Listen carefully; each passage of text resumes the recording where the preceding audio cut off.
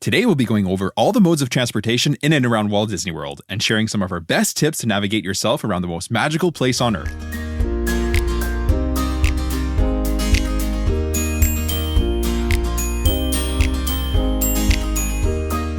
Hello and welcome to the Let's Go to Disney podcast. I'm Oliver. And I'm Lucy. Today is Sunday, December 8th, and you're listening to episode 65, Transportation at Walt Disney World Explained. Before we get into today's main topic, here's what's going on in the parks right now. Disney Parks blog shared an article on Tuesday, December 3rd, highlighting some of the opening timelines for reopenings and new offerings coming to Walt Disney World in 2025. We were already aware of the offerings and reopenings, but now we have some new details and some more concrete timelines to go with them. We've got a name for the new villain show that was announced at D23 this year that is replacing Lightning McQueen's Racing Academy at Hollywood Studios. It's going to be named Disney Villains Unfairly Ever After. They also shared a reel on their socials with the magic mirror alluding to the fact that villains have been treated unfairly, and it ends with the caption, Summer 2025. So we should see this open in the parks in about 7 or 8 months or so. Epcot's test track is down for an extended refurbishment and has been for several months. That's not a surprise, but Disney has now said that the attraction will reopen in late summer of 2025. They are partnering with General Motors on the new version of the attraction, and they tease that guests will start seeing testing at Test Track, something to look forward to in 2025. Disney previously announced that a Pirates of the Caribbean themed lounge was coming to Adventureland at Magic Kingdom, and now they've said that it will open in late 2025. The lounge will have a variety of food and beverage options, and we're excited to see what they're going to do with the space. Late 2025 is pretty vague though, so this could literally mean December of 2025. And as we know, these timelines tend to be fluid, right? So that could very well slip into 2026. Yeah, and then on the topic of lounges, Disney also announced an opening timeline for the new lounge coming to Epcot, the Spaceship Earth Lounge. This is set to open in late spring of 2025. The lounge will highlight the history of Spaceship Earth and Epcot in an elegant setting with great views of the park. This lounge will be tastefully themed and feature elevated eats and sips. We will actually be in Disney again mid-May 2025, so we're really hoping that we're going to be able to visit this lounge. Yeah, late spring, May I would call late spring, because June. Yep. June is summer, yep. Right? So yeah, mid to late spring, yeah. Yeah, hopefully we'll be able to experience that. Absolutely. Disney had also previously announced that a new nighttime parade named Disney's Starlight would be coming to Magic Kingdom in the summer of 2025. Now they've shared the full name of the parade, which is going to be Disney Starlight Dream the Night Away. We cannot wait to see this nighttime parade at Walt Disney World's flagship park. It's going to be a great one, I'm sure. Yeah, agreed. I can't wait. Every parade is great, so I'm sure this one will be just as good. Yeah, and they shared not too long ago the concept art for the Moana float. Oh my God. Yeah. Amazing, yeah. So, The Little Mermaid, a musical adventure, will also be opening in the summer of 2025. Disney had previously said that this would open in the fall of 2024, which has long since come and gone. So, we should actually see this new show at Hollywood Studios in just a few months. Yeah, exactly. We're actually really looking forward to that. It's been sitting vacant for well over 5 years now. Since before the pandemic, you can always right? see Ariel perched at the top, but and just nothing. That's it. It's been shuttered ever since. Yeah, for sure. And then we know that certain offerings in Dinoland USA will be closing on January 12th, 2025 to make way for Pueblo Esperanza. They had also said that the dinosaur attraction would remain open for a little while longer. This week, they further elaborated that you will be able to experience this attraction into 2025. There's no actual exact date for this closure at this point, but the wording seems to imply that it likely won't close until very late 2025 or even early 2026. I'm assuming that's probably going to be one of the last ones to close. Yep. And then, because that one doesn't, if it's going to be an Indiana Jones ride, it's very similar, just the theming of That's it changes. the thing. They're not ripping it up. You know what I mean? They're just going to be... It's going to be like Rock and Roller Coaster. Yeah, exactly. So still at Animal Kingdom, Zootopia Better Zoogether is the show that's going to be taking over the existing It's Tough to Be a Bug, right? And that's in the base of the Tree of Life. Disney said this will open in winter of 2025. So we've been speculating, right? To me, this means early months of 2025. So in that January to March range, but it's not outside of the realm of possibility that this is December of 2025, right? So a year away. But that's a really small window of time before it slips into 2026, right? If that was winter. Winter doesn't turn in December till the 20s. Exactly. 21st right? or something. So my bet is that we're going to see this in the next couple of months here. Yeah, I think February. Disney has also said that there's going to be a ton of discounts offered throughout the year 2025 to help families save on their vacations, which is always great to hear. Mm-hmm. They also said the usual offerings will be returning. So everything essentially between Festival of the Arts in January to Mickey's Very Merry Christmas Party in December, with over 200 themed and seasonal days of themed magic spread throughout the year. Over on the West Coast, the dates for the Disneyland 70th anniversary celebrations were finally announced. The festivities will begin on May 16th, 2025, and run all the way through summer of 2026. They'll feature exclusive entertainment, merchandise, and snacks. Some of the new and returning offerings will be a new World of Color show at Disney's California Adventure that's going to be named Happiness. The Paint the Night Parade is returning to Disneyland Park, which is great to see. Wondrous Journeys Nighttime Spectacular is also returning during the celebration, and it's going to feature projections and fireworks. And Better Together, a Pixar Palace celebration parade, will also return at Disney's California Adventure. Mickey, Minnie, and the gang are also going to get new 70th anniversary outfits. Not surprising, right? And they're going to be featured in a new daytime cavalcade named Mickey and Friends Celebrate Happy. Expect more details and offerings to be announced as the start of the celebration nears. It's going to be a good time to plan a Disneyland vacation. If you've kind of been waiting for the right time, this is the right time. It's going to be the 50th celebration at Walt Disney World, just a couple of years ago, right? That was an 18-month celebration, and it was a cool time to visit. Yeah, for sure. Still at Disneyland, at this year's D23 event, we found out that we would be getting a Walt animatronic for the first time in a show named Walt Disney: A Magical Life. Right in the feels, right? We now have an opening timeline for that. It's set to start welcoming guests on May 16th, 2025, which of course is the start of the 70th celebration. And lastly, Disney Parks blog also dropped the full menu for the new restaurant, Wailulu Bar and Grill, coming to the Island Tower at Disney's Polynesian Resort. It's opening in less than 2 weeks at this point on December 17th. The photos of the menu items shared by Disney Parks blog look absolutely delicious. Agreed, That's going to 100%. be a must try for us, I think, in May. Yeah, definitely. And for me in January. Oh, yes, okay, fine. So the menu is going to feature sweet potato hummus with crispy chickpeas, espelette pepper dust, and breadfruit tostones. Ahi tuna crisps with marinated ahi tuna, crispy fried wontons, avocado crema, sriracha aioli, and soy glaze. Sounds absolutely 100%. Amazing. Yep. Grilled shrimp with smoked paprika, black garlic emulsion, garlic lemon butter, and crispy garlic. Another sounds delicious. Anything like shrimp with that kind of stuff on it, I'm all for 100%, it. absolutely. Another menu item is spiced ham musubi with glazed spam, which is an island favorite from what I've heard from people that go there. And at the Hawaii booth at the festivals, that's right? They'll spam is usually on there. Yeah, that's right. Exactly. And that's going to be seasoned with traditional furikake served with crispy rice pearls. Also sounds delicious. I would definitely try that because I feel like that's very Hawaiian. Yeah. I've never been to Hawaii, but I get the vibes there. Yeah, exactly. Crispy adobo marinated chicken wings with soy glaze and tomato Fresno pepper relish. Oh, yes. I'd be all over that. You're also going to find the Wayfinder burger, which is going to have 2 pressed patties, American cheese, onion jam, volcano sauce. I don't know what that is, but I'll give it a try. Spicy. I feel like it would be spicy. Yeah. And a sweet bun served with mac salad or sweet potato fries. There's going to be a beef short rib loco moco with shiitake mushroom gravy, crispy rice cake, and a fried egg. Grilled fish of the day with green curry broth, jasmine rice, chickpeas, and sweet potatoes. The poke bowl with sushi-style rice, pickled cucumbers, veggies, spiky poke sauce, and macadamia nuts with your choice of ahi tuna, grilled teriyaki chicken, or grilled tofu. You're also going to find the chow mein salad with charred cabbage, shishoto peppers, hearts of palm pickled sweet potato, sunflower butter dressing with your choice of sautéed shrimp, grilled teriyaki chicken, or grilled tofu. And the sticky pork ribs with salt-cured green cabbage, Jamaica slaw, and pineapple chips, which... yeah, that sounds really good. For the kids menu, they're going to have white cheddar mac and cheese, pretty standard, and grilled teriyaki chicken, or grilled teriyaki chicken, not both. Well, I'm assuming you could order the both if you wanted to, but they're 2 separate menu items. And for dessert, there's going to be the Dole Whip sundae with hibiscus meringue and passion fruit crispies, which it looks super cute. And of course, Dole Whip, right, being at the Polynesian. And the second option is going to be chocolate cake with salted caramel ganache and chantilly cream infused with the essence of Kona coffee, which just sound divine, like salted caramel and coffee. Yeah, I'm for both of those things.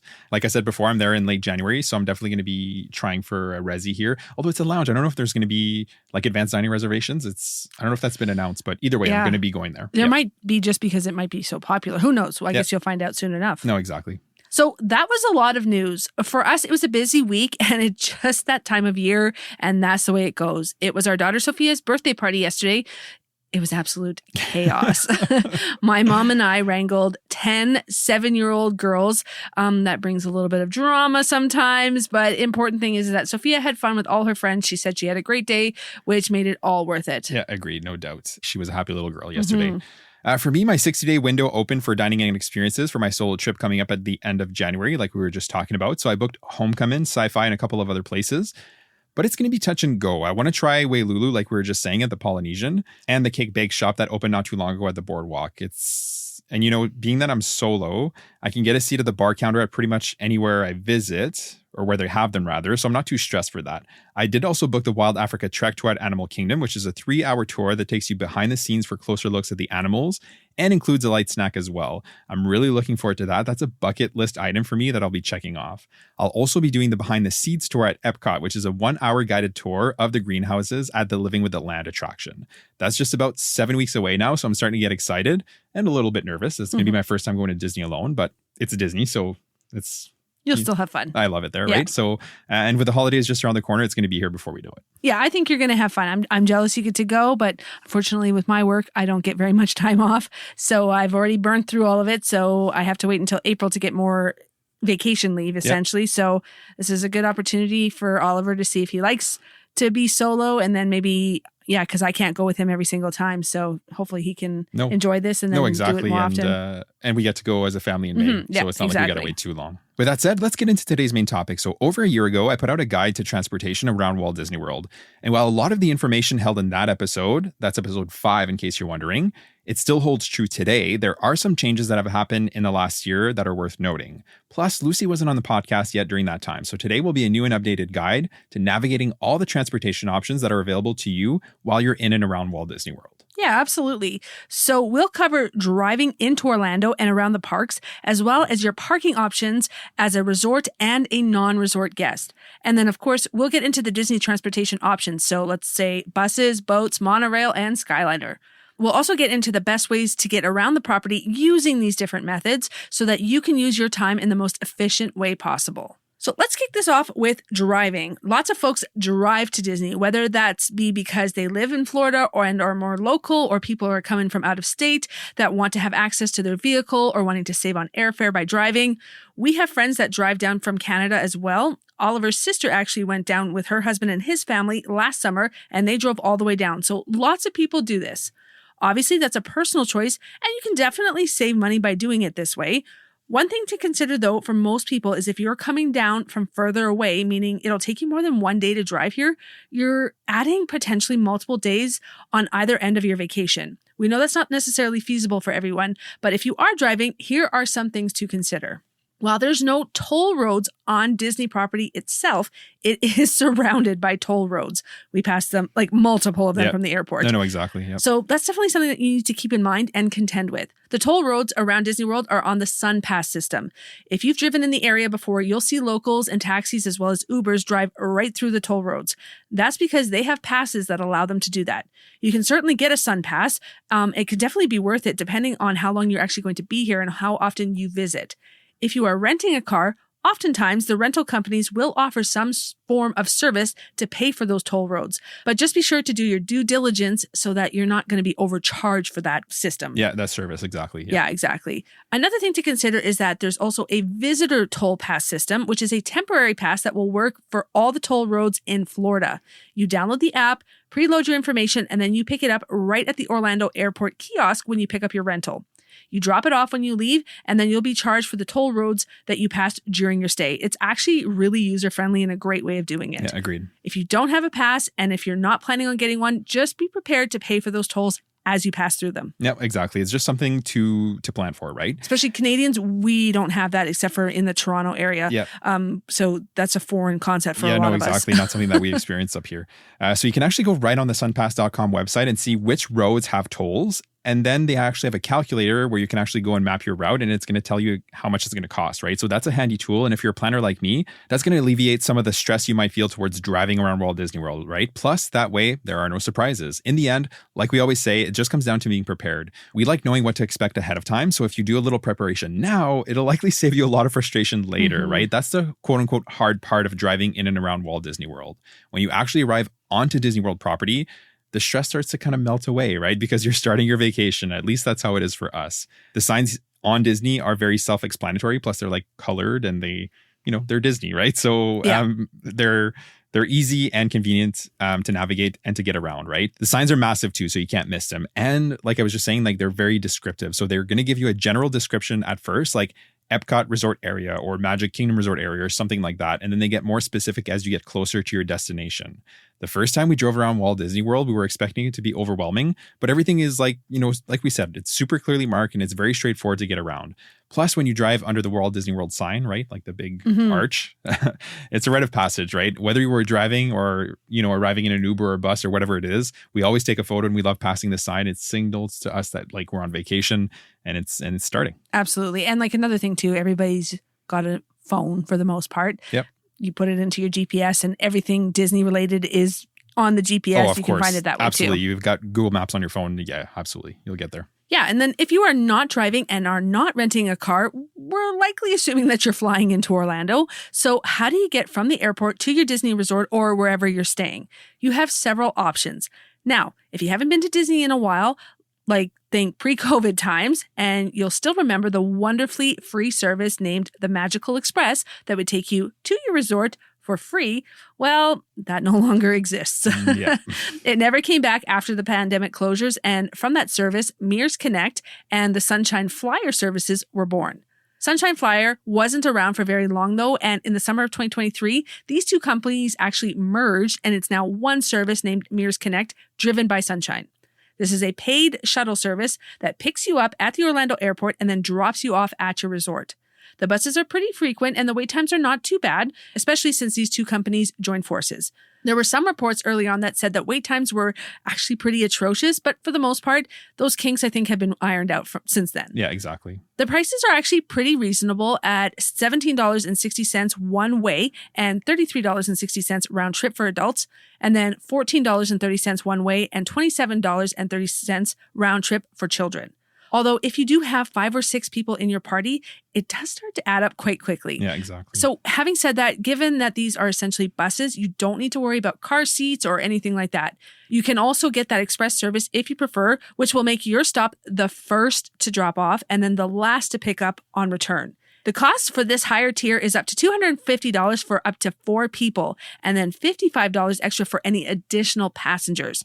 There are also several private car services that will also usually be a little, if not a lot steeper in price, but these can actually give you an additional peace of mind if you'd rather just go that route. As always, just make sure that you do your due diligence to find a reputable company to transport your precious cargo. Yeah, exactly. And on that note, if you're staying in a club level room at Walt Disney World, you can actually book a minivan airport pickup or drop off. And the cost for that is $200 one way.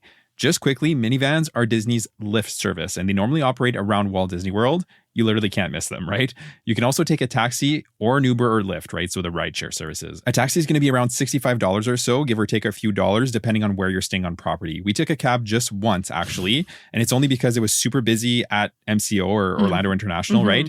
And there was surge pricing for Uber and Lyft, and it was close to like $100. Like, yeah, there's no way we're paying that, right? It was more cost effective for us to just take a cab. Yeah. It's common knowledge now, but as you know, Uber and Lyft are subject to surge pricing, right? And we've seen it as low as mid 30s, which is a great deal, and nearly $100 on the high end, which is a hard pass for us.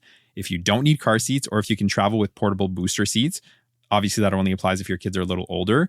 We find that to be the best option. When it's just Lucy and I, we normally take an Uber, right? It's usually right around $55 or so, and it gets us straight to our resort within a half hour. It's really hard to beat that convenience, right? We always go through customs before we board to the US in Calgary or Toronto. And if you've been listening to a while, you know we carry on, right? So we go through customs in Canada. So we're just grabbing our carry-ons from the overhead storage, essentially, going to the Uber pickup location, which I think is like B2 is the level. And within probably 20, 30 minutes after getting off the plane, we're in the Uber, and within an hour, we're at the resort. Even with the kids nowadays, they're older, so we can actually do the portable boosters, and they're great little travelers now too. They've definitely gotten used to that. Yeah, so, we've actually just decided to only do boosters for Sophia now, so we're down to 1 booster. Yeah, no, exactly. Caleb is old enough, right? So really, there's a lot of transportation options to the resorts from MCO. Again, you'll know what's best for you and your party based on what your needs are. Absolutely. Now, once you're on Disney World property, if you're staying at a Walt Disney World resort proper, you won't have to pay for parking at your resort. Also, if you decide to drive in the parks from your Disney resort, standard parking will also be free for the length of your resort stay. You'll just have to show proof of your hotel reservation when you arrive at the parking lot for each park. If you are staying off property, you're going to have to pay to park at the parks, and that cost is a whopping $30 per day. So definitely something to keep in mind here. Yeah, for budgeting purposes. Absolutely. Yep. Preferred parking, which will be closer to the park entrance, will be around $45 to $55 per day. The parking lots are physically right next to the park except for Magic Kingdom. So for Magic Kingdom parking, the parking lot is actually at the Transportation and Ticket Center, or TTC for short. Yep. And you'll have to take the monorail or boat to Magic Kingdom from there. Another thing to keep in mind is that parking is massive. The parking lots are massive. Yeah, absolutely. So depending on where you've parked, it's going to be quite a distance to the front of the park or the TTC. So that's just really something to keep in mind. There are trams at each park's parking lot that transports guests from the further points at the parking lot to close to the park entrance. This obviously saves you steps that aren't necessarily faster, but just be mindful of that. If you don't mind the walk and there's no one in your party with mobility concerns, it's probably best to actually just walk rather than wait for the tram. Yeah, it might be faster. Yeah, for sure, exactly. Yeah. And then if you happen to be staying off property and you're driving to a resort for a dining reservation, for example, you just have to show your dining reservation to security at the gate of the resort before you are allowed to enter. So, for example, if you were coming to the Polynesian to dine at Ohana, you would have to show your dining reservation before they would let you park at the resort. This is going to be free. That's just something to keep in mind. Disney doesn't want guests coming early in the morning, parking at their resorts, and then taking Disney transportation from the resorts. That's obviously a luxury and a perk that is reserved for the guests that are staying at that resort, and I'm actually very okay with that. Yeah, because that would just cause absolute chaos if everybody was right. using It would cause it would take away from the experience of the guests that are staying there, and that's just not fair. Absolutely, right? You paid good money to stay there, No, so exactly. I'm okay with that. Yeah, and that's when you first check into so for example, we always take an Uber, like we were saying, right? So if we arrive at Coronado, you're gonna have to show your hotel reservation to the security guard before they let you through. iPad. Yeah, exactly. They've got it all there. It doesn't take long, like 20 seconds or whatever, but it is something you got to do. Yeah, you cannot sneak onto Disney resorts. Hotels. Yeah, exactly. Yeah, it's just not possible. The security will get you every time. No, exactly. Unless you're taking Disney transportation, right? Like if you're at Magic Kingdom and you take a bus to Coronado because you want to go dine at Three Bridges, then you can, no problem. But if you're driving, they're going to check. For Disney Springs, the parking is actually complimentary, right? So you won't have to pay for standard parking at Disney Springs. This is for two reasons. So one, people come to Disney Springs from all over, right? They're not necessarily visiting the parks and resorts. They're just there to, dine and shop. Disney Springs is at its core a dining and shopping district. And two, there's no Disney transportation to the parks from Disney Springs. So it's not like you can park there and then take a bus to Magic Kingdom. There is no park transportation whatsoever from Disney Springs. There is, however, transportation to every Disney resort from Disney Springs. But if you were thinking, to park at Disney Springs for free parking and then take a bus to a resort and then take a bus, from that resort to the parks, that's certainly not the best use of your time, right? So long story short, if you're staying on property, there will be transportation to Disney Springs from any of the Disney resorts. But to get to the parks, you're going to have to do that from the resort itself. I have to wonder if people actually do that. Park at Disney Springs to get on a bus to a resort to get from that resort to a park. Oh, I mean, that's such a roundabout way to get there. But I don't know if it's worth cheap. it. Yeah, I suppose. Yeah, I suppose anything's possible.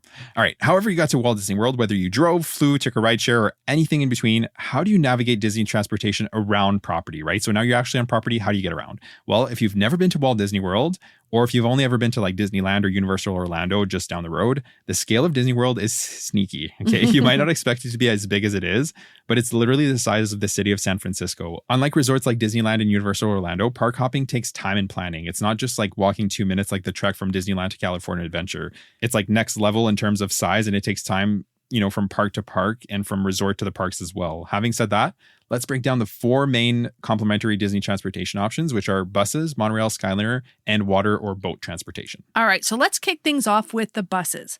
So Disney Bus Transportation System is the most common and widespread form of transportation across all of Disney property. You can pretty much grab a bus from any resort to and from the parks, and the same can be said for Disney Springs. An important caveat to this, though, is that there's no bus transportation between resorts. So, for example, you can't take a bus from Riviera Resort to get to the Polynesian, or from Coronado Springs to the Contemporary, or any combination thereof. When you actually pause to think about it, the logistics of having buses that ran from each resort to all the other resorts would be absolutely astronomical. Yeah, 100%. So that's just not a service that Disney offers. This is not as common knowledge as you would think. It's actually not unusual to talk to somebody who was under the impression that this was a thing. So just something to keep in mind if you have plans to travel in between the resorts during your stay. One thing to keep note of is that some resorts are connected by other modes of transportation. So, for example, the monorail resorts, you can get to Contemporary, Polynesian, and Grand Floridian just by riding the resort's Loop monorail, which is a ride in itself. 100%. Of itself. It's a nice thing to do. A monorail crawl, go have a snack If you can at each do it, place. do it. We highly recommend that. The Skyliner connects the Boardwalk area resorts, so Yacht and Beach Club, Boardwalk Inn, Swan and Dolphin and Swan Reserve, Riviera, Caribbean Beach Resort, and Art of Animation and Pop Century. Once again, another ride. It's so much fun. Yeah, exactly. And then lastly, the Friendship Boats connect Port Orleans Riverside and French Quarter to each other. The Boardwalk area resorts are also all connected by Friendship Boats as well. Fort Wilderness, Wilderness Lodge, and Contemporary are connected by boat as well. We'll go deeper into those in a minute here, but long story short, while there are no buses from resort to resort, depending on where you're coming from and where you're trying to get to, you may be able to actually take a different mode of Disney transportation to your destination. For the most part, the buses run regularly and are very reliable. You'll hear some people gripe about the buses, but honestly, if you've been listening to us for a while, you know we really don't mind the Disney buses whatsoever. No, agreed. Yep. We've picked resorts that are only buses. Coronado, Animal Kingdom Lodge. Yep. So it really doesn't bother us. We've been to Disney many times. Our experience with the Disney bus transportation is overwhelmingly positive. Yeah, of course, there's little hiccups here and there, but we've had hiccups on the monorail. We've had hiccups on the Skyliner. Being in the parks itself, there's hiccups. Exactly. So it's just, the buses are fine. Yeah. From the resorts, the buses to the parks start running at different times, right? So depending on when the park you're trying to get to opens. So park opening times fluctuate throughout the seasons and are often changed even after they're initially posted. So for right now, for example, like it's 7 weeks out for my trip in January and the park hours are already posted, but that's right. I'm going to check in the weeks leading up because it could very easily change, right? So it's good practice to check periodically, like I said, basically in the days leading up to your park days and adjust your plans accordingly if that changes, right? The bus schedule also factors in the extra half hour of early entry time because all Disney resorts qualify for that benefit. Usually the first buses at the resorts arrive about an hour and 15 minutes or so before early theme park entry. So for example, if Magic Kingdom opens at 9 and early entry begins at 8:30, the first bus will be leaving your resort somewhere around 7:15. Okay, that's just like a rough estimate. Mm-hmm. Resorts that are physically closer to the parks are going to have their buses come a little later, whereas the resorts that are further from the parks, those buses are going to come a little earlier. This is to ensure that everybody has a decent shot at getting to the parks nice and early to be the first to queue at the touch points to enter the parks. Right. So I'll give you an example. When we were at Wilderness Lodge, we were taking a bus to Magic Kingdom. That bus came at like 7:22 because it's literally like a 2-minute drive from Wilderness Lodge to Magic Kingdom. But when we're coming to Magic Kingdom from Coronado Springs, which is like a 15-minute drive or so, it'll pick up like right around 7:05. Yeah. Because you also have to do the internal bus loop. You do, yes. And then you have to actually get there. So they come a little bit earlier. Disney knows what they're doing. No, exactly. Another nice feature at the resorts are that the bus stops at the resorts have like big screens, like essentially flat screens, which show you the different parks and when the next bus is expected to arrive. Also, if you have the My Disney Experience app and have your room reservation linked, you're going to be able to see bus wait times under the resort hotel tab as well, which is a pretty handy feature so that you can kind of time when you need to leave your room and head to the bus stop. So you're not like waiting 30 minutes. You can kind of see, okay, it's leaving in 10 minutes and then you head down and you have less of a wait. Oh yeah, it's very handy. One thing to note too is we've talked about this before, but if your bus is early to the gates of the parks, you're only going to be let off at a certain time. So for example, like I was saying before, for Magic Kingdom, that's usually an hour before early entry. So if the park opens at 9, early entry is 8:30, they'll hold you on the bus until 7:30 if you happen to be there at 7:25 or whatever. Mm-hmm. If you're not so concerned about rope dropping and being near the front of the line, that's totally okay. But be aware that the buses will get busier and busier as the park opening times get closer, right? And that's not going to taper off until mid-morning when most people are already in the parks. Also note that the buses from parks back to the resorts are scarcer in the first few hours of the day, right? Because between whatever it is, 8 o'clock and let's say 10, 11, people are going to the parks, not usually coming back, right? The bus stops at the parks are clearly marked. Each park has a large board that shows essentially every Disney resort with a number. And that number corresponds to essentially the bus stop where your resort's bus is coming. You find the corresponding bus station number that matches your resort and wait for the bus to come or run because it's already there, right? That's happened to us a few times. Yep. And oftentimes there's also going to be cast members and they know these numbers by heart. They're asking you what resort you're trying to get to and they're just going to tell you what bus stop it is. So depending on the resort and the time of day, some buses will be shared, meaning they will have more than one destination. We don't just mean the resorts with multiple stops like Caribbean Beach Resort, but even resorts like Polynesian and Grand Floridian will also have joint buses. It's not all the time though, so usually you'll see that at probably off-peak times. The buses will run continuously all day up until about an hour after the parks close. But having said that, they're not going to leave anybody stranded. If there is a large queue for a bus that fills up and not everyone got on, they're definitely going to send another bus for the remaining guests. But don't expect to head there 2 hours after the park closes when the bus stops are a ghost town and that they're actually going to send a bus for you. That's just not going to happen. Exactly, yeah. Another thing to be mindful of is that from the parks, there are no screens and no features on the My Disney app that will tell you when the next bus will come, like there is at the resorts. Yeah, I know. That's a really good tip because some people might be thinking that, I'm going to see a screen. Nope, it's just the bus will come when it comes. Yeah, that's only a feature at the resorts. Yeah. You just have to get in line and then wait for the next one. During peak times, they probably come every 20 minutes or probably even less. And then at off-peak times, you may be waiting a little longer. That's just the way it goes. There are park-to-park buses, and now you can park hop at any time of day. Again, the park-to-park buses will start running at 10 a.m.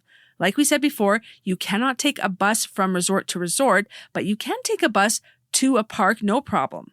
If you're trying to get to a resort from another resort that's not connected with another transportation method, you can take a bus to a park and then a bus from that park to the resort you're trying to get to. So, for example, if you are at Coronado Springs and you are trying to get to Animal Kingdom Lodge, you can take the bus to Animal Kingdom and then take the bus from Animal Kingdom to Animal Kingdom Lodge. This has the potential to take up a lot of time, so just be mindful of that. If you were trying to get to, let's say, a dining reservation, for example, and you're running a little behind, Disney transportation is reliable, but it's not always the quickest. No, exactly. There are definitely more direct ways to get around that are not with free Disney transportation. We'll touch more on that. No, exactly, yeah. Next, let's talk about the monorail. So the monorail is a super fun and convenient mode of transportation, and if you're staying at one of the monorail resorts, it's a huge benefit in our opinion. So the monorail itself has 3 lines, and the main station that connects them is the Transportation and Ticket Center, or TTC for short. The resort line connects the 3 resorts that are on the resort monorail loop, as well as the TTC and Magic Kingdom. These 3 resorts are the Contemporary, the Polynesian, and the Grand Floridian. The Express line runs direct between TTC and Magic Kingdom, and lastly, the Epcot line connects the TTC to Epcot. Now, we're not saying that Disney website is wrong, but there is some discrepancy in Disney's stated run times for the monorail and the actual experience you're going to have when you're taking the monorail, specifically when it comes to like first thing in the morning before the park officially opens. The Disney website states that the resort monorail and express monorail begin operating 30 minutes before Magic Kingdom opens and runs 1 hour after the park closes. And it's the same for Epcot. It says 30 minutes before open and 2 hours after the parks close. In reality, that resort monorail loop, as well as the Express line and the Epcot line, they're going to start just over an hour before early theme park entry. So if early entry is 8:30, first monorails are going to run before that and actually loop all the way around and not stop at Magic Kingdom, right? Learned that one the hard way. Yeah, exactly. The last monorail to leave the resorts and arrive at Magic Kingdom as close to 7:30 as possible will be the first to actually let guests off at the park and go queue at the touch points. If that sounds complicated, it's not actually, okay? All this means is that if you're taking the monorail and you want to be the first to be let off in the morning, ask the cast members at the monorail station at whatever resort you're staying at, which monorail is going to be the first to let out. That's the one you're going to want to jump on. Having said that, it's not the end of the world if you're on one of the other monorails. There's just going to be more people already queued like up at the touch points by the time you get there. Yeah, absolutely. So if you're looking to get on that first monorail, we recommend being at your resort station or the Express or Epcot line 1 hour and 15 minutes or so before early entry. The first time we experienced this, like I was saying, learned that the hard way. Yeah. We were definitely a little bit apprehensive and not sure what to expect. But once you've done it, it's actually super simple and easy to do. So aside from this little quirk, we'll call it, it's still one of our favorite modes of transportation on property. After the initial morning rigmarole, the monorails will continue running continuously throughout the day until the park closes. An important thing to note about the monorail as well is that it does sometimes malfunction, and that can cause extended delays. Also, big note here, if the weather is really bad with high winds, the monorail can shut down until the weather improves. If that happens, Disney will dispatch buses to the affected resorts. In terms of getting around to do different things, obviously, if you have park hopper tickets, you can use the monorail to hop to and from Magic Kingdom and Epcot. You take the monorail from Magic Kingdom to the TTC, then you're going to transfer off of the one you're on and transfer to the Epcot line. You can also use it to either get to the Epcot area of Disney World property or the Magic Kingdom area, even if you're not heading to the parks. So, for example, if you started your day at Epcot and then you have a dining reservation at California Grill around 8 p.m., you could take the monorail to TTC and then to the Contemporary to make your reservation. You wouldn't have to worry about any other mode of transportation. Also, you can combine it with other transportation options as well. Say you started your day at Magic Kingdom and then you hopped to Epcot in the afternoon and then you had a dining reservation at Topolino's Terrace at Riviera. You can take the Skyliner from Epcot's International Gateway entrance, and then you head on over to Riviera for your reservation. Really, there's actually a ton of ways and different combinations of travel that can get you around the property, and then the best way to get around is completely free, in our opinion. So you gotta get familiar with it. You take advantage of all the different transportation options that Disney has to offer. It's all fun. It's all like our kids think that everything's a ride. Yeah, especially like the monorail and the Skyliner. It's always a huge hit. And like honestly, our boy likes the buses too. Like let's be real. He actually does. He sits there and he's in his glory. No, so exactly. For us, it's all a win. Yeah, exactly. The boats too. Yeah. And next up, we have water transportation on that note. So we touched a little on this earlier, but there's a lot of water around property. And that means there's a decent amount of water transportation available around the resorts, Magic Kingdom, Epcot, and Disney Springs. It's definitely like way more extensive than we initially thought or knew about. Ever knew. Exactly. Before we started going to Disney, right? So for water transportation, there's the friendship boats, water taxis, and ferries. All of these options are still complimentary and are free to you as a guest, even if you're not staying on property. Around the Magic Kingdom area, you can take boats and water taxis from the Wilderness Lodge, Fort Wilderness Resort, the Grand Floridian, and the Polynesian, all to Magic Kingdom. There's also a boat that connects the Contemporary, Wilderness Lodge, and Fort Wilderness. It has essentially a loop. I think it's the Blue Line.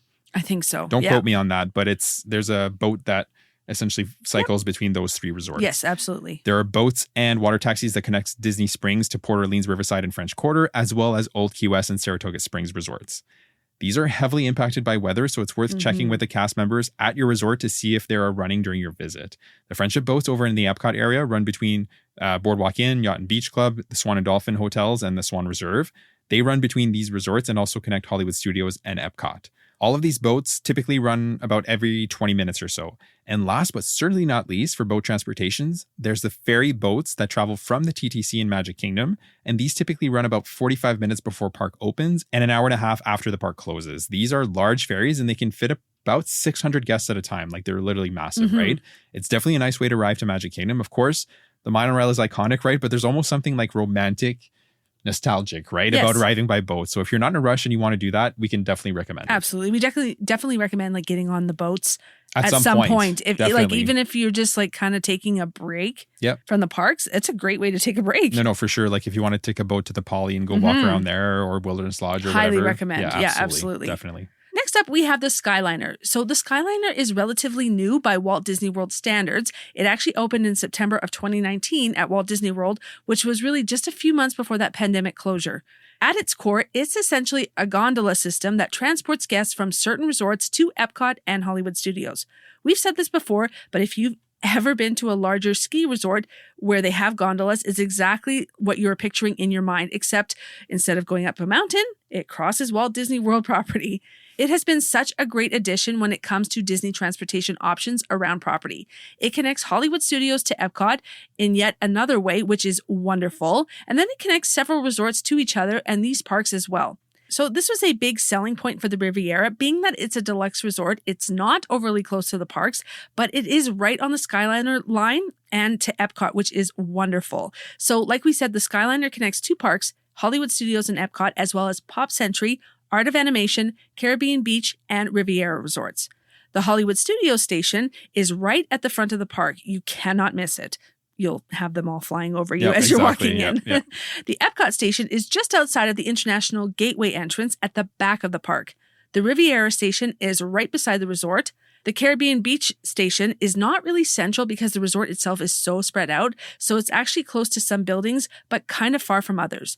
Depending on where you're staying at that resort, it could be definitely a bit of a trek to get there and might actually be closer to the Riviera station. Yeah, exactly. Like the Aruba building is like right beside the Riviera station. Definitely worth it to just take that little path that takes you right up to the Riviera station. Exactly. And that's just because Riviera and Caribbean Beach are literally right next to each other. Yeah, exactly. Pop Century and Art of Animation share a station which is on Hourglass Lake between the two resorts. Yeah, exactly. So there's actually 3 lines on the Skyliner, not unlike the monorail, right? And the main hub is at the Caribbean Beach Resort. The 3 lines are the line between Pop Century and Art of Animation to the Caribbean Beach Resort, the line between Caribbean Beach Resort and Hollywood Studios, and the line between Caribbean Beach Resort and Epcot, which has a rolling stop at the Riviera. So you don't actually have to transfer here, but you can like hop on and off from there, right? It's more of an elbow, I think, is actually what they call it. So like, as you can see pretty quickly, right, everything has to go through Caribbean Beach. So if you're traveling from Hollywood Studios to Epcot, you're going to take the Skyliner from Hollywood Studios to Caribbean Beach. Then you're going to get off and transfer and get essentially on the Epcot line and then go to Epcot. Yes. The station itself is like super clearly marked. So it's actually pretty easy and convenient to navigate. But of course, if you're ever unsure, there's always cast members there to kind of help you guide you to where you want to go if you need a hand. So don't stress that. The very first time we used it, again, we weren't sure what to expect, but it's skyrocketed like really quickly near the top of our list of favorite transportation options on property. Agreed. It's super convenient. It's super easy to use. It doesn't take too long to get anywhere. Pretty much any like combination of travel is around 15 minutes or so. Less if your destination is closer and more if you're traveling between the two furthest points, which are Art of Animation to Epcot. And it's a generally fun way to travel, right? It gives you great views of property, and our kids love taking the Skyliner, like Lucy was saying. Like they treat it like an attraction more than an actual transportation method, right? Now, like any other transportation option, there are bottlenecks, especially during busier times, right? So at off-peak times, it's pretty much a walk-on, but during busy times, like, you know, first thing in the morning or after the parks close, there can actually be some pretty long lines. So just something to keep in mind there. Yeah. Also something to keep in mind too is like on off-peak times, you'll get the gondola to yourself, but you probably on very busy times you will share with other people. Exactly. Like if there's a lineup, like a crazy lineup, 100%, they're going to put you with other shoving parties. As many people in as they can. But if you're like walking up and there's literally nobody there, you're going to have that thing to yourself. Yeah, exactly. Yeah. Yeah, and there's also a little bit of a delay if you have to transfer as well. If you're taking the Skyliner from Epcot to Caribbean, because that's where you're staying, it's a straight shot. But if you're coming from Hollywood Studios heading to the Riviera, you'll have to transfer to the Epcot line. So long story short, when you're switching lines, you have to physically get off and then get back on again. And there might be a bit of a wait getting onto that second line. It's not a big deal, just something that you need to be aware of and factor in for time. Again, during busier times of the day, the Skyliner will be busy, like anything else at Disney. You can also use the Skyliner to travel to resorts for visits and dining reservations as well. So, for example, if you were at Epcot and then had a late breakfast at Topolino's, you can hop on the Skyliner, head to the Riviera for your reservation, and from there you can head back to the parks or wherever your plans are taking you after that. That's a good morning if I do say so myself. That's a perfect morning. We've done that several Topolino's times. Yep. Key. Yep. So when it comes to taking the Skyliner first thing in the morning to get to rope drop and then to be some of the very first guests in the parks when using the Skyliner, you definitely want to aim being at the station around 90 to 75 minutes before early entry. The timing depends on if you have to transfer along the way as well. If that's the case, it's always best to give yourself a bit of extra time. People will start to line up pretty early, so if you want to be at the front of the pack to get on the first few gondolas, you're going to have to get there early. It's just what it is. Yep, exactly. Like anything else, like buses. And Absolutely. The Skyliner will start operating a little over 1 hour before early entry begins. So the first guests are letting off as guests arriving by bus are also being let out at that time. One thing to note about the Skyliner is that just like the monorail, it does sometimes close for inclement weather. So that's just definitely something to keep in mind. If the weather takes a turn for the worse, the Skyliner may not be running. Now, just like the monorail resorts, if the Skyliner is not running for whatever reason, Disney will dispatch buses for the guests of the affected resorts. Say what you want about the buses, but rain or shine, hell or high water, those buses are running. No, exactly, 100%. One thing we forgot to mention when we were talking about driving to Walt Disney World, when you're driving and you want to make it to the parks for rope drop, you should aim to be at the park around 75 minutes or so before early entry so that you can queue up with the other guests starting to arrive by bus, boat, monorail, Skyliner, whatever, right? That's right around an hour before early entry starts. Now, of course, this only applies if you're driving and you're a resort guest, right? Because if you're a resort guest, you qualify for early entry. If you're staying off property, you don't qualify for early entry, right? So coming in a touch later and heading to the park, you know, for the official park open is acceptable. It's just makes no sense to go before that. I agree. Unless you're going to Magic Kingdom and if you want to like take photos of the castle and whatnot. Walk in the shops, grab a coffee. For example, at Hollywood Studios, there won't be anything to Animal do. You'll Kingdom, have to wait outside. Even more. Exactly. I think that's a misconception. You do not get to walk around Animal Kingdom. You're literally stopped right at the entrance. Same thing for Hollywood Studios and Epcot. You can go in, but there's like nowhere to go, right? So just something to keep in mind there. And if you're going to Magic Kingdom, as you know, the parking lot is not actually anywhere near the front of the park, right? So again, you're parking at the TTC. From there, you're going to have to take the monorail or the boat to the park. If you're walking to Magic Kingdom from the Magic Kingdom area resorts, so like Grand Floridian or Contemporary, for example, or to Hollywood Studios or Epcot from the Epcot area resorts, so think like, Yacht and Beach Club, it's the same thing as driving. Aim to be getting to the park entrances right around 70 minutes before opening, because security is going to hold you there until you can go through and queue at the touch points. Again, that's about an hour before early entry. Mm-hmm. So you can plainly see, right? There's no shortage of transportation options offered by Disney. And again, these are completely free to you, like regardless if you're staying on property, if you're not staying on property. So don't think you have to be staying at a Disney resort proper to be using these forms of transportation. Literally anybody can use any of these. And then the last thing we're going to cover are the rideshare services, so Uber and Lyft. If you didn't drive and don't want to take Disney transportation, or maybe you're actually really pressed for time trying to make a dining reservation, trust us, we've been there twice now. We totally get it. In these situations, you do have the option to take a rideshare service. Each park has a dedicated rideshare service drop-off point. Note that, again, for Magic Kingdom, the rideshare drop-off is at the TTC and not at the front gates. So just like driving yourself, you will have to take a monorail or boat from there. For the resorts, you will have to show that you are staying at the resort or have a dining reservation there if you are arriving via rideshare. So just be ready to show that to security at the gate of the resort. We'll give you an example. So say you're in Epcot and you lost track of time, or you got stuck on a ride, or a queue for a ride took a lot longer than expected, and now you're not sure if you're going to make your dining reservation at Ohana, which is in the Magic Kingdom Park area. Well, you can take a rideshare service straight to Epcot to the Polynesian and not have to worry if the monorail will get you there in time. In most situations, it's not too expensive to get between any 2 points on property with a standard Uber or Lyft. We've done this on plenty of occasions to get us out of tight timing, and we've had great success. Yep. We've said this before, but on our last trip, we were down to the minutes before our reservation at Ohana, and we were stuck at the Grand Floridian, and the walkway was closed. We had really good intentions of walking there, but we just couldn't figure out how to get there, so we would have had to loop around the resort's monorail and would have probably been late for sure. Not probably, we would have been late for sure. So we bit the bullet and we took a literal 2-minute Uber ride from the Grand Floridian to Polynesian, and we made our reservation. We did make our reservation, but it cost us like a $22 Uber ride. Yeah.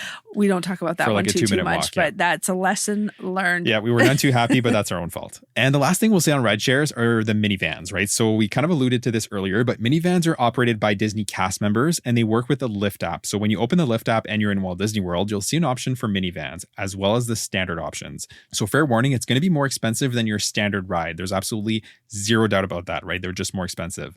But you do get the peace of mind of knowing that it's a cast member operating the minivan, and every minivan is equipped with car seats. Cast members are trained to install these as required if you've got your littles with you. So again, peace of mind, right? And because these are cast members, they can drop you off directly at the gates of Magic Kingdom and not at the TTC. So it could be worth it for you and your family for that reason alone, right? They also have preferred drop-off points at the parks and Disney Springs, so that's definitely a plus as well. If this is worth it to you is going to be a subjective thing, right? When it's just Lucy and I, we would never take a minivan unless we were completely strapped for time and needed to get to Magic Kingdom and we needed to bypass TTC, right, for whatever reason. It's never happened, but I have to think that if it were to happen, that would be the scenario, right? It's just hard to justify the extra cost. Yeah. But when we have our kids, we have done it and we would use it again, right? So we took it one day to get from Polynesian, where we were staying there, to get to Wilderness Lodge for a reservation at Storybook Dining at Artist Point. It was pouring rain. We had a long day at the parks. So we said, whatever, let's just take a minivan. It was totally worth it for us that time, right? They had car seats for both kids. They were both like younger back then, right? So it's definitely a good option in certain situations. Another thing too is that the minivans themselves are super cute, right? They're red with polka dots like Minnie's dress. So cute. Which is super fun for the kids. And honestly, we love it too. Yeah, and they had a movie playing on the cartoons, TV exactly. inside. Yeah, it was great. The transportation options at Walt Disney World are plentiful and extensive. It can seem a little daunting at first, but it's definitely a best practice to know what transportation is available and what you can and can't do in terms of getting around property. Like we said at the start, Walt Disney World is huge. It takes actual time and effort to move you and your party around property. So the more you know going in, the less stress you'll feel when you're actually there. As you know, we are huge advocates for that. The more research you do on the front end, the more it allows you to coast while you're on vacation. You won't be scrambling to try to figure out how this all works. You can actually focus on enjoying the parks and having fun with your party. No, exactly. And the first time we ever went to Disney, like, navigating the buses, navigating the monorail, the Skyliner, everything was new. Everything was, a little bit nerve wracking, but with every subsequent trip, right, we get more and more familiar with the services. And now it's just like, we don't really think about it, right? No, we don't. We don't stress as much. But again, if it's your first trip or if you haven't been in a long time, it's definitely worth just spending some time getting familiar with how everything works so that, again, like Lucy said, you're not stressing when you're there, when you want to just enjoy the time with your family, right? You don't want to be stressing about, oh, how do we get to our reservation here? Or how do we get to that resort? Or, can we get a bus from this park to that hotel? I completely agree. Right? Yeah. Like it's easier to just know what's available so that, you can just focus on the atmosphere when you're absolutely. there. Yeah. So if you haven't already, make sure to subscribe to the podcast so you don't miss any future episodes. And as always, if you could leave us a rating and review, it would be greatly appreciated. If you choose to do so, you can leave it right on Apple Podcasts. And for Spotify, you can leave a rating. You can also find us on Instagram and TikTok at letsgo.to-disney, as well as on our Facebook page, Let's Go to Disney. We share some helpful reels here, as well as some fun ones. The link tree in the show notes will take you to all of our socials. Have a great day, and we'll see you real soon.